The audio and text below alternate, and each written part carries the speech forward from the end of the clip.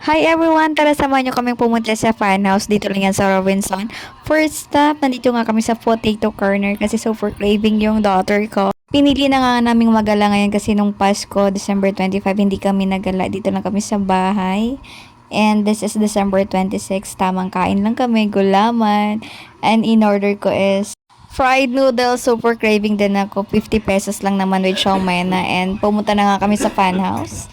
Ito na yung mga games na pinili ng anak ko. Oh, sad yan. Hindi nakuha. Pero nakakuha siya ng 50 tickets dito. And another game. Hindi halata na favorite niya yung mga game na to. Ito talaga yung nilalaro niya. Siguro growing up na.